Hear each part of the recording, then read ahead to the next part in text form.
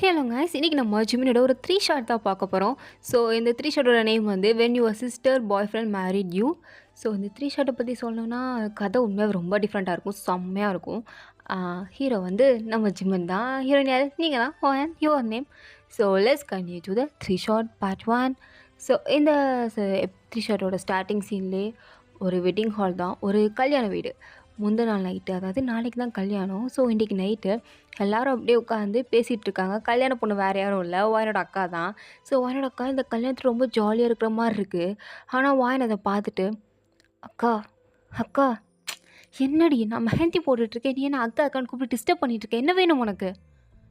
இல்லை, நீ ஒரு பையனை லவ் பண்ணுன்னு சொன்னேன், ஆனால் இப்போ பார்த்தா பார்த்துருக்க மாப்பிள்ளைக்கு கல்யாணம் பண்ணிக்கிறேன்னு சொல்லிட்டு இப்படி உட்காந்துருக்கு, அது ரொம்ப ஹாப்பியாக இருக்க, நைட்டுக்கிட்டே ஓடிக்கிட்டே போகிறேன், என்ன உண்மையை சொல்லிடு. சாச்சா அதெல்லாம் இல்லை, நான் இவனை தான் கல்யாணம் பண்ணிக்க போகிறேன், அப்பா அம்மா பார்த்த மாப்பிள்ளை தான், பின் என்னால் என்ன பண்ண முடியும் நீயே சொல்லு. அப்பாட்ட நானும் சொல்லி பார்த்துட்டேன், அவனை லவ் பண்ணுறான், அவனை தான் மேரேஜ் பண்ணிப்பேன்னு. பட் அப்பா வந்து வேண்டாம், இவனை பண்ணிக்கோ எல்லாம் செத்து போயிடும் அப்படின்னு சொல்கிறாரு. என்ன பண்ண சொல்கிற நீ? என்ன பண்ண முடியாது, நான் இவனே கல்யாணம் பண்ணிக்கிறேன். உன்னை பார்த்தா ஒன்று அப்படி தெரில அப்படின்ற மாதிரி தான் வாயின் அப்படியே பார்த்துட்டு உட்காந்துருக்கா அவங்க அக்காவே. ஆனால் அவங்க அக்கா அதெல்லாம் மைண்ட் பண்ணாமல் அவள் பாட்டுக்கு ஹாப்பியாக மெஹந்தி போட்டு ஜாலியாக பாட்டு பாடிட்டு டான்ஸ் ஆடிட்டு இருக்கா. அவள் கல்யாணம் போல நல்லா கலக்கலன்னு தான் இருக்கா. வாயனுக்கு தான் சரி நம்மளுக்கு உடம்பு சரியில்லை, தலைலாம் வலிக்குது, நம்ம தூங்குவோம் அப்படின்ட்டு வாயின் அப்படியே ரூமுக்கு தூங்க போயிட்டா. இப்போ எல்லாருமே அங்கேருந்து அப்படியே கலைஞ்சி எல்லோரும் அந்த ரூமுக்கு தூங்க போயிட்டாங்க. பாதி பேர் ஹால்லையெல்லாம் படுத்துருக்காங்க. ஸோ அப்போது கரெக்டாக யாரோ ஒரு 2 பேர் முகபடிலாம் போட்டு உள்ளே வராங்க. அப்போ பின்னாடி இருக்கவன் வந்து முன்னாடி இருக்கவனை சுரண்டிட்டு, டேய் உண்மையாகவே நம்ம போகிறோமாடா, போய் பொண்ணை தூக்க தான் போகிறோமா என்ன? பொண்ணை தூக்க தான் போகிறோம், நீ மூடிக்கிட்டு வா, போட்டப்பெல்லாம் ஞாபகம் இருக்குல்ல, அது படி எல்லாத்தையும் பண்ணலாம் வா அப்படின்ட்டு நேராக கல்யாண பொண்ணு ரூமுக்கு போகிறாங்க. அப்படியே கரெக்டாக போய் கல்யாண பொண்ணையும் அப்படியே தூக்கிட்டாங்க. அப்போது பின்னாடி இருக்கவன், என்னடா பொண்ணு வெயிட்டே இல்லை, கொஞ்சம் லைட்டாக இருக்கா? ஏன் அப்படி தாண்டா இருப்பா, கொஞ்சம் லைட்டாக தான் இருப்பா, வா வா நான் அப்படியே தூக்கிட்டு போய் ஒரு கோயிலில் போய் கல்யாணம் பண்ணிக்கலாம். டேய் உண்மையாகவே நீ திருட்டு கல்யாணம் தான் பண்ண போறியா? தெரிஞ்சதுன்னு வச்சுக்கோயேன், நம்ம 2 பேரும் உரிச்சிருவாங்க. தெரியட்டும், வேணும்னு தான் அதெல்லாம் பண்ணிகிட்ருக்குறது அப்படின்ட்டு அவன் பாட்டுக்கு கல்யாணம் பண்ண அப்படியே தூக்கிட்டு போயிட்டான். தூக்கிட்டு போய் கொஞ்சம் தூரம் போனதுக்கப்புறம் தான் அவனுக்கு வந்து ஒரு மாதிரி டவுட் ஆகுது. இல்லையே, காலை பார்த்தா நம்ம ஆள் கால் மாதிரி இருக்கு இல்லையே அப்படின்னு சொல்லிட்டு அப்போ தான் ஃபேஸை ஓப்பன் பண்ணி பார்க்குறான். பார்த்தா கல்யாணம் பொண்ணுன்னு நினச்சி அவனோட அக்காவுக்கு பதிலாக வாயனை தூக்கிட்டு வந்திருக்காங்க. ஸோ பக்கத்தில் இருக்க ஃப்ரெண்டு பார்த்துட்டு, டேய் இது ஆளே இல்லையாடா? ஆமாண்டா பைத்தியக்கார, இது ஆளே கிடையாது, மாற்றி தூக்கிட்டு வந்துட்டோம், எனக்கு தெரிஞ்சு இவ என் ஆளோட தங்கச்சின்னு நினைக்கிறேன்டா. அடப்பாவி, டே மச்சான் பரவாயில்லடா, உன் ஆளை நீ நம்ம திருப்பியும் போய் தூக்கிட்டு வரலாம், இந்த பொண்ணு அப்படி இருக்கட்டும், நான் கல்யாணம் பண்ணிக்கிறேன், செருப்பால் அடிப்பேன். அதெல்லாம் முடியாது, திருப்பி வண்டியை திருப்ப அப்படின்னு சொல்லிட்டு வண்டியை திருப்பிட்டு திருப்பியும் அந்த மண்டபத்துக்குள்ளே போய் பார்த்தா ஜிமின் தான் ஆக்சுவலாக அவனை தூக்கிட்டு வந்திருக்காரு. ஸோ ஜிமினுமே ஜங்குக்கு தான் தூக்கிட்டு வந்திருப்பாங்க. ஸோ 2 பேரும் அப்படியே வந்து நின்று பார்க்குறாங்க. அந்த விண்டோ வழியாக தான் பார்க்குறாங்க. லைட்டாக டோரை ஜங்குக்கு ஓப்பன் பண்ணி பார்த்தா வாயனோட அக்காவும் கல்யாணம் பண்ணிக்க போகிற மாப்பிள்ளையும் ஒரு மாதிரி ரொமான்டிக்காக பேசிட்டு கொஞ்சம் பேசிகிட்டு இருக்காங்க. இதை ஜங்குக்கு பார்த்துட்டு, டேய் மச்சான் நம்ம அவெல்லாம் தூக்கலாம் வேண்டாம், அவனுக்கு வேறு ஏதாவது நல்ல பொண்ணு கிடைக்கும், வா நம்ம போகலாம். என்னடா என்னாச்சு? இல்லை நான் பார்க்குறேன். மச்சான் வேணாண்டா, டேய் முட்டை தள்ளுன்னு சொன்னேன், நான் பார்த்துக்கிறேன், நீ மூடி நெல், என்ன எனக்கு தெரியும். சிம்மன் வேண்டாம், என்ன வேணாம் அப்படி என்ன பார்த்தா, தள்ளு நான் பார்க்குறேன் என்னப்பா அப்படின்ட்டு அப்படியே எட்டி பார்க்குறான். பார்த்தா வாயனோட அக்காவும் மாப்பிள்ளையும் கிஸ் பண்ணிகிட்டு இருக்காங்க. இதை பார்த்த உடனே ஜிம்மனுக்கு மனசே நூறாக உடஞ்சி போயிடுச்சு. எதுவுமே பேசல, அப்படியே கொலகானில் பார்த்துட்டு இருக்கான். அதுக்கப்புறம் கொஞ்ச நேரம் கழிச்சு மாப்பிள்ளை சார் வெளில போனதுக்கப்புறம் ஜிம்மன் உள்ளே போகிறான். ஜிம்மனை பார்த்தது அக்கா காரிக்கு ஒரு மாதிரி திணறுது. ஜிம்மன், நீங்கள் என்ன பண்ணிகிட்ருக்க? நான் இங்கே என்ன பண்ணுறேன்னா, நீனடி அவங்க கூட பண்ணிகிட்டு இருந்தேன், என்ன தான் லவ் பண்ணுறேன், நான் எல்லாம் இருக்க முடியாது, நீ தான் உயிர் மயிருன்னு சொன்னேன், இப்போ என்ன அவனை கிஸ் பண்ணிகிட்ருக்கா? அப்போ எங்கடி போச்சு, எனக்கு உயிரை கொடுப்பேன்னு சொன்னியே, எங்கே கொடு பார்ப்போம். எங்கே பாரு ஜிம்மன், ப்ராக்டிக்கலாக யோசிச்சுப்பாரு, என் அப்பா அம்மாவை ஏமாற்றிட்டு அவங்கள கஷ்டப்படுத்திட்டு நான் எப்போ உன்னை கல்யாணம் பண்ணிக்க முடியும்? அதெல்லாம் நடக்காத காரியம், அதை பற்றி நீ ஏன் யோசிக்கிற? அதனால தான் என் அம்மா அப்பாவுக்கு பிடிச்ச மாதிரியா நான் இவரை கல்யாணம் பண்ணிக்கலான்னு சொல்லினேன். ஓ, ஃபாரின் மாப்பிள்ளை அவர், கல்யாணம் பண்ணி ஃபாரினுக்கு போய் செட்டில் ஆகிடலாம் அப்படிங்கிறதுக்கு தானே எனக்கு ஓகே சொன்னேன். சிம்மன் அப்படி, சிம்மன் நான் எப்படி சொல்கிறது, இந்த மாதிரி சொல்கிறே, அதுக்கு தானே சொன்னேன். ஆமாண்டா என்னப்போ அதுக்கு? ஆமாம், அவன் ஃபாரினில் தான் ஒர்க் பண்ணுறான், நாங்கள் 2 பேரும் ஃபாரின் போய் அப்படியே செட்டில் ஆயிடுவோம். என் லைஃப் செட்டில். அவ்வளோதான். உன்னை கல்யாணம் பண்ணிக்கிட்டு இங்கே பொட்டி கடை வச்சு வியாபாரம் பார்க்க சொல்கிறியா? பொழப்பு நடத்த சொல்கிறியா? என்னால் தான் பண்ணிகிட்டு இருக்க முடியாது. நீ இப்போ தான் டிகிரியே கம்ப்ளீட் பண்ணியிருக்க. நீ இதுக்கு அடுத்து ஒரு வேலையை தேடி இந்த வேலைக்கு போய் அந்த சம்பளம் வந்து வீடு வாங்கி செட்டில் ஆகி அடுத்தவங்க குழந்தைங்க பெற்றுட்டு அதுக்கு ஸ்கூலுக்கு ஃபீஸ்க்கு அலைஞ்சு சேச்சே.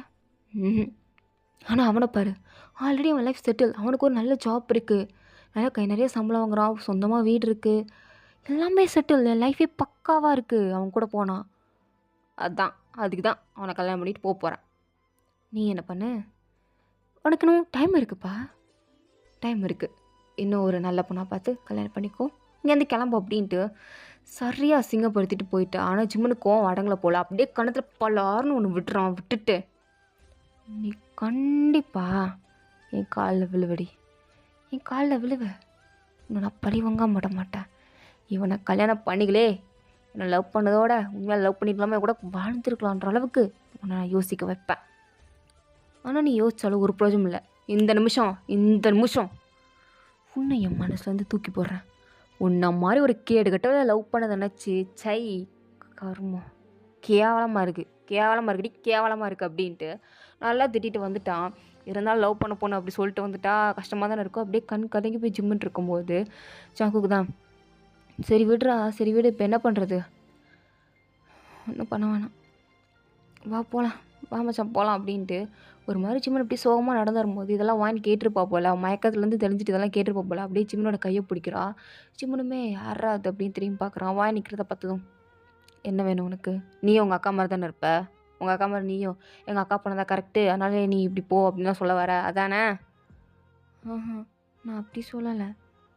அப்புறம் என்ன, நீங்கள் இந்தாங்க ட்ரிங்க்ஸ், இதை எடுத்துக்கோங்க, அதான் கொடுக்க வந்தேன்.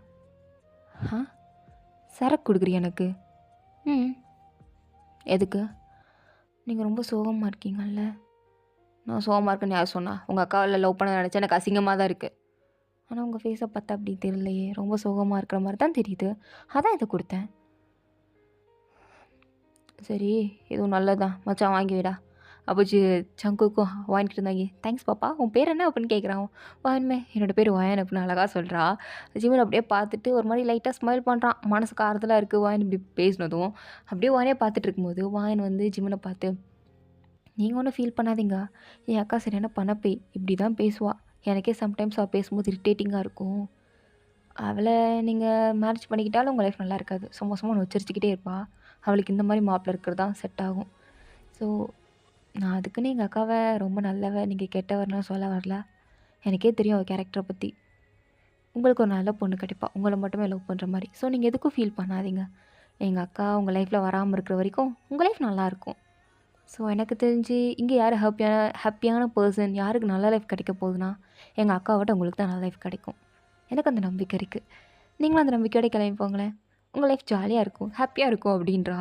சங்குக்கெலாம் வான் பேசுறதை கேட்டு பாப்பா நம்மளோட கல்யாணம் பிடிக்கலாமாலாம் கேட்டுட்டு இருக்கான். ஜிமின் பார்த்துட்டு அப்படியே விட்டனா தேங்க்ஸ்மா அப்படின்ட்டு வாயனை பார்த்து சொல்கிறான். வாயனை அப்படியே க்யூட்டாக ஸ்மைல் பண்ணுறான். ஆனால் ஜிமின் ஒரு மாதிரி வில்லத்தனமாக சிரிக்கிறான். சங்கு பார்க்குறான். பார்த்துட்டு இப்போ எதுக்கு மச்சான் இப்படி பல்ல காட்டிக்கிட்டு இருக்க? ஒன்றுடா, ஒன்று யோசிச்சு பார்த்தேன், அதானா என்னடா? ஒன்றும் இல்லை, எங்கே இந்தா உங்கள் அப்பா வீடு எங்கே, அப்பா ரூம் எங்கே இருக்குன்னு பாரு. எதுக்கு மச்சான்?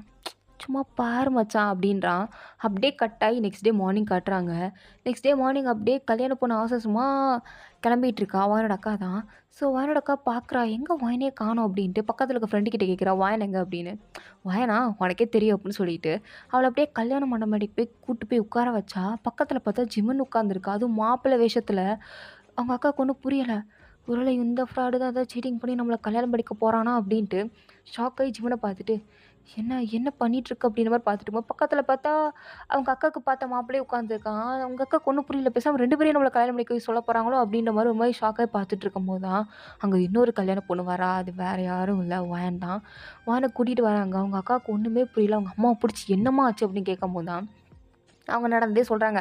ஆக்சுவலாக அந்த நைட்டு என்ன ஆயிருக்கும்னா, சின்ன நேரம் அவங்க அம்மா அப்பா ரூமை போய் தேடி உங்கள் வாயனை நான் லவ் பண்ணுறேன், அவளுக்கும் எனக்கும் எல்லா கசமுசாவும் முடிஞ்சு போச்சு, அதனால நீங்கள் என்ன பண்ணுங்கள், அவளை எனக்கு கல்யாணம் பண்ணி வச்சுருங்க, உங்கள் பொண்ணு நல்லவ தான், அதாவது வாயன் ரொம்ப இன்னசென்ட் தான், நான் அவளை சும்மா ட்ரக் தான் இந்த மாதிரிலாம் பண்ணேன். நீங்கள் மட்டும் எனக்கு கல்யாணம் என்ன பண்ணி வைக்கலாம். நாளைக்கு காலையில உங்கள் பெரிய பொண்ணு கல்யாணம் நடக்க போகுதுல, அப்போ இந்த விஷயத்த சொல்லி உங்கள் குடும்பத்தையே அசிங்கப்படுத்திருவேன். அதனால நீங்கள் நாளைக்கு காலையில எனக்கும் உங்கள் 2வது பொண்ணுக்கும் கல்யாணம் முடிச்சு வச்சுருங்க. எப்படி? நானே உங்கள் பொண்ணு வாழ்க்கைய நாசமாக்கிட்டு, நானே உங்கள் பொண்ணுக்கு வாழ்க்கை குடுக்கணும்னு சொல்கிறேனே, இதோட பெஸ்ட் மருமகன் உங்களுக்கு கிடைப்பானா? கிடைக்க மாட்டான். அது மட்டும் இல்லாமல் என் அம்மா அப்பாவும் இன்னைக்கு நைட்டு ஒரு 3 மணிக்கே வந்துருவாங்க அப்படின்னு சொல்லியிருப்பான். சொன்ன மாதிரி அவங்க அம்மா அப்பா வந்து எல்லாத்தையும் பேசியிருப்பாங்க. ஸோ பேசினதுக்கப்புறம் தான் அவங்க அப்பாவும் சரி பொண்ணு வாழ்க்கை ஆல்ரெடி போச்சு. இதுக்கு மேலே என்ன பெரிய பொண்ணு வாழ்க்கை போக வேண்டாம் அப்படின்னா இதுக்கு ஒத்துப்பாங்க. இதெல்லாம் அவங்க அக்காவுக்கு தெரிஞ்சதுக்கப்புறம் அப்படியே ஜிம்மனை பார்த்து ஒரு முறை மறைக்கிறான். அவளுக்கு தெரியுது இந்த நாய் பண்ண எல்லா வேலையும் ஆக்சுவலாக அவளை பழி வாங்கணுன்றதுக்காக இப்படிலாம் பண்ணியிருக்கா அப்படிங்கிறது அக்காவுக்கு என்ன புரியாமலா இருக்கும். அவள் அப்படியே முறைச்சி பார்த்துட்டு இருக்கா. தான் எங்கள் பாவம் அப்படியே அழுதுகிட்டே ஜிம்மன் பக்கத்தில் உட்காந்துருக்கா. ஜிம்மன் வந்து இப்போ எதுக்கு அழுதுட்டு இருக்க? உன்னை நான் எவ்வளோ நல்லவன்னு நினச்சேன். என் அக்கா உன்னை பிரேக்கப் பண்ணதாலே நீ ரொம்ப சோகமாக இருந்துச்சு. உனக்கு நான் ஆறுதலாக கூட பேசினேன். எங்கள் அக்காவை கெட்டவளா சொல்லி உன்னை நல்லவனா சொன்னேன். ஆனால் நீ என்னன்னா என்ன என்ன போய் எங்கள் அப்பாட்ட அப்படி பேசியிருக்க. எங்கள் அப்பா இவன் முன்னாடி எவ்வளோ கேவலமாக என்னை பார்த்தாரு தெரியுமா? எனக்கு எங்கள் அம்மா என் கதறி கதறி அழுதாங்க. இந்த அசிங்கத்தை என்னால் தாங்கிக்கவே முடியல. உன்னால தான் எனக்கு இந்த நிலமை. இதுக்கு பேசாமல் உங்கள் அக்காவை பழி வாங்கணும், என்னை கல்யாணம் படிக்கிறேன் அப்படின்னு கேட்டால் நானே உன்னை பண்ணியிருந்திருப்பேன். ஆனால் இப்படி ஒரு கேவலமான என்னை போய் நம்மளுக்குள்ள எல்லாம் முடிஞ்சிருச்சுன்னு வேறு போய் சொல்லி வச்சுருக்கேன். உனக்கு இப்படிலாம் சொல்ல வெக்கமா இல்லை? சி அப்படி சொல்லிட்டு வான் பாட்டுக்கு உட்காந்துருக்கா. ஜிம்மனுக்கும் ஒரு மாதிரி இப்போ தான் தோணுது. ஐயோ இந்த பொண்ணு ரொம்ப கேவலமாக சொல்லிட்டோமோ அப்படின்னு தோணுது. இருந்தாலும் அவங்க அக்காவை பழி வாங்கணும் அதுதான் அவன் மைண்டில் இருக்குது. ஸோ அப்படியே தாலி கட்டுற நேரமும் வருது. கட்டிலாம் முடிக்கிறாங்க. வானுக்கு இந்த கல்யாணத்தில் சுத்தமாக விருப்பம் இல்லை. இருந்தாலும் என்ன பண்ண முடியும்? அவங்க அப்பா சாக போகிறான்லாம் பிளாக்மெயில் பண்ணி வச்சுருக்காரு. ஸோ அதனால் அவளும் கல்யாணம் பண்ணிக்கிட்டா. கல்யாணம் முடிஞ்சு எல்லோரும் உட்காந்துருக்கும் போது தான் அவங்க அக்காவுக்கு விஷயமே தெரியுது. அதாவது வானோட அக்காவுக்கு ஆக்சுவலாக ஃபாரின் கம்பெனி மாப்பிள்ளை, அதாவது ஃபாரினில் ஒர்க் பண்ணுற மாப்பிள்ளை தானே மாப்பிள்ளையை கல்யாணம் பண்ணியிருந்திருப்பாங்க. ஆக்சுவலாக அந்த மாப்பிள்ளை ஒர்க் பண்ணுற கம்பெனியோட ஓனரே ஜிம்மினோட அப்பா தான். ஸோ இதுக்கடுத்து அதாவது ஜிம்மினோட அப்பாவுக்கு அடுத்து அங்கே யார் ஓனராக வரப்போகிறாங்கன்னா, அதாவது இன்னும் 2 வருஷத்தில் 2 வருஷம் இல்லை 1 வருஷத்தில் அங்கே யார் இன்னும் ஓனராக வரப்போகிறாங்கன்னா அது ஜிம்மன் தான். ஸோ அவங்க ஹஸ்பண்ட் ஒர்க் பண்ணுற கம்பெனியோட அதாவது அந்த ஆஃபீஸோட எம்டியே நம்ம ஜிம்மன் தான். இந்த விஷயம் தெரிஞ்சதுக்கப்புறமே அப்படியே அவங்க அக்கா மூஞ்சா பார்க்கணுமே அப்படியே ஈயாடலை. ஒரு மாதிரி கட்டிச்ச வாழ்க்கை இப்படி மிஸ் பண்ணிட்டோமே அப்படின்ற மாதிரி ஜிம்மன் சொல்லியிருப்பான் இல்லையா, என் கூட ஏன் வாழலை, என்னையே கல்யாணம் பண்ணிக்கலாம் நீ ஃபீல் பண்ணுவேன்னு அந்த ஃபீல் அவளுக்கு வருது. அப்படியே ஜிம்மனை ஒரு மாதிரி பார்த்துட்டு இருக்கா. ஆனால் ஜிம்மனா அப்படியே வான் மேலே ஷோல்டரை போட்டுட்டு நக்கெல்லாம் சிரிச்சிட்டு இருக்கான். வாயனா அந்த கையை தட்டி விட்டுட்டு ஒழுங்காக கையெடு அப்படின்னு சொல்லிட்டு இருக்கா. அவங்க அக்கா அப்படியே நிறைய ஜிம்னை அப்படியே தனியாக கூப்பிட்றா. ஜிம்னோ நானாம்மா தனியாக வரணுமாம்மா? வர முடியாது, எனக்கு கல்யாணம் ஆயிடுச்சு. பொட்டாட்டி பக்கத்தில் உட்காந்துருக்கால, அவள் தப்பாக நினைக்க மாட்டாளா? என்னால் வர முடியாது. நீயே போ, உன் புருஷன் கூட போய் பேசு. சுமன் ஃபோனை கூப்பிட்டேன். நான் கூப்பிட்டா வரமாட்டே சுமன். ஓ இந்த மாதிரிலாம் நீ பாசமா க்யூட்டாக கூப்பிட்டா உன் பின்னாடியே வாலாட்டிட்டு வர பழைய ஜிம்முன்னு நினச்சியா? நிச்சயமாக இல்லை, நிச்சயமாக வரமாட்டேன். நீ வா அப்படின்ட்டு கையை பிடிச்சி இழுத்துட்டு போகிறா. இதை வான்னு பார்க்குறா. பார்த்துட்டு தெரியும் என் அக்கா கூட பழையபடி சேரணுங்கிறதுக்காக தானே என் வாழ்க்கையை நாசமாக்குனா. இப்படியே வாழ்க்கை நாசமாக போச்சு. அப்படி என்ன பண்ணேன்? ஒன்றுமே பண்ணலையே. என் அக்கா கூட வாழணும்னா சொல்லியிருக்கலாம். நானே அக்காவுக்கு அடுத்து இவன்கிட்ட கொடுத்துருப்பேன். இவங்க 2 பேரும் கல்யாணம் பண்ணி ஜாலியாக இருந்துருக்கலாம். இப்போ இவன் என்ன கல்யாணம் பண்ணிக்கிட்டு என் அக்கா கூடயும் போகிறானே, என் லைஃப் போச்சா அப்படின்ட்டு வாயின் உட்காந்து அழுதுட்டுருக்கா. ஆனால் எங்கள் அக்கா ஜிம்மன் கிட்டே போய் ஒரு மாதிரி ஜிம்மன் அங்கங்கே தொட்டுட்டு, இங்கே பாரு ஜிம்மன், நம்ம லவ் பண்ண டேஸில் கொஞ்சம் ஞாபகப்படுத்திப்பார். நம்ம 2 பேரும் எவ்வளோ அழகாக லவ் பண்ணிட்டு இருந்தோம். நம்ம லைஃப் எவ்வளோ நல்லா போயிட்டு இருந்தது. இந்த மேரேஜ் இதெல்லாம் ஒன்றுமே இல்லை. இப்போ கூட ஒன்றும் கெட்டு போகல. ஜஸ்ட் அவன் கட்டின தாலி தான் என் கழுத்தில் தொங்குது. நெய்யும் என் தங்கச்சி கட்டின, அதாவது என் தங்கச்சி கழுத்தில் கட்டின தாலி தான் இருக்குது. மற்றபடி ஒன்றுமே நடக்கலை. நான் இன்னுமே உன்னோட லவராக தான் இருக்கேன், நீ என்னோட லவராக தான் இருக்க. இப்போயும் ஒன்று கெட்டு போகல. 2 பேரும் வா, இங்கேருந்து ஓடி போயிடலாம். அதுக்கப்புறம் என் தங்கச்சிக்கும் நான் கல்யாணம் பண்ணிக்கிட்டேனே ஒருத்தன், அவங்க 2 பேருக்கு கல்யாணம் பண்ணி வச்சுருவாங்க. நம்ம 2 பேர் இருக்கிறது கல்யாணம் பண்ணிக்கலாம். 1 வருஷம் கழிச்சு இங்கே திருப்பி வரலாம். நம்மளை அக்செப்ட் பண்ணிப்பாங்க. எல்லாமே செட்டில்டு. எப்படி என் பிளான் செம்மையாக இருக்கலாம். வா ஜிம்மன் இங்கேருந்து போயிடலாம் அப்படின்ட்டு ஜிம்மனை ஹக் பண்ணி ஐ மிஸ் யூ ஜிம்மன், நான் உங்ககிட்ட அப்படி பேசுனதை நினச்சி எவ்வளோ அழுதான் தெரியுமா? ஆக்சுவலாக நான் அப்படி பேசுனதுக்கு காரணமே நீ என்னை வெறுக்கணும், நீ என்னை விட்டு போகணும் அப்படிங்கிறதுக்காண்டி தான். ஏன்னா என் அப்பா நிச்சயமாக உனக்கு எனக்கும் கல்யாணம் பண்ணி வச்சுருக்க மாட்டார். அதுவும் இவ்வளோ தூரம் வந்துருச்சு.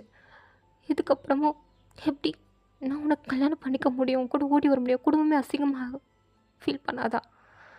ஸோ அதுக்காண்டி தான் ஜெமன், அதுக்காண்டி தான் இவ்வளோ ட்ராமாவையும் க்ரியேட் பண்ணேன். நீ என்னை வெறுக்கணுன்றதுக்காக தான் இதெல்லாம் பண்ணேன். சத்தியமாக இதான் உண்மை அப்படின்ட்டு அவள் பாட்டுக்கு சொல்லிகிட்டு இருக்கா. ஜிம்னு இதெல்லாம் கேட்டுட்டு, ஓஹோ ஆ இதை நம்பணும். அது எப்படி நீ என்னை வெறுக்குன்றதுக்காண்டி இவ்வளோலாம் பண்ணுவியா? இப்போ நான் பெரிய பணக்காரன்னு தெரிஞ்சதுக்கப்புறம் இதெல்லாம் நடிப்பு அப்படின்னு வந்து சொன்னா நான் நம்புவேனா? நான் பார்த்தா என்ன கேன இல்லை அப்படிலாம் தெரியுதா என்ன? அதெல்லாம் ஒன்றும் உனக்கு கிழிக்க முடியாது. உனக்கும் அவனுக்கு தான் கடவுள் முடிச்சு போட்டு வச்சுருக்காரு. ஓ அவன் கூட தானே வாழணும், என் லைஃப் செட்டில்னு மாறி சொன்னீல. ஓ ஓ செட்டிலான லைஃப்குள்ளே போய் வாழு. நான் என் பொண்டாட்டி கூட வாழணும். பொண்டாட்டியா? யார்? என் தங்கச்சியா? என் தங்கச்சிலாம் உன் கேரக்டருக்கு சுத்தமாக செட் ஆக மாட்டா ஜிவன். அதை நான் சொல்லணும்டி. அவள் எவ்வளோ ஸ்வீட்டான கேர்ள் தெரியுமா? எனக்கு தான் தெரியும். நான் அவளை பார்த்துப்பேன், அவள் என்ன பார்த்துப்பான். எனக்கு அது போதும். ஜிவன், என் தங்கச்சி என்ன ஒன்று மாய்க்கிட்டாளா என்ன?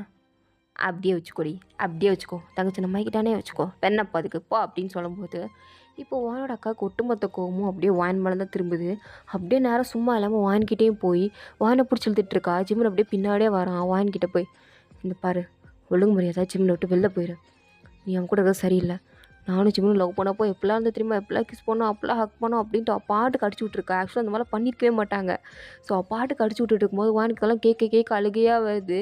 ஆக்சுவலாக அவளுக்கு இதெல்லாம் தெரியும், இருந்தாலும் ஒரு மாதிரி அழுகையாக வருது. அவள் அழுதுகிட்டே இருக்கும்போது, இந்த மாதிரி ஒருத்தன் கூட நீ இருக்கணுமா? அக்காவோட லவ்வர் கூட இருக்கணுமா? இப்போவும் அக்கா அவனை தான் லவ் பண்ணுறேன். நீ என்ன பண்ணு, இங்கேருந்து நீங்கள் ஓடி போயிரு. நான் ஜிம்னு எப்படியோ கன்வின்ஸ் பண்ணி என் பக்கம் இழுத்துருவேன் அப்படின்னு சொல்லிட்டு இருக்கும்போது இதோட இந்த பாட்டு வந்து கம்ப்ளீட் ஆகுது. தேங்க் ஃபார் வாட்சிங் மை வீடியோ. உங்களுக்கு பிடிச்சிருந்தா லைக் பண்ணுங்கள். ப்ளீஸ் மறந்துடாமல் சப்ஸ்கிரைப் பண்ணுங்கள். ஓகேங்களா? Tata bye.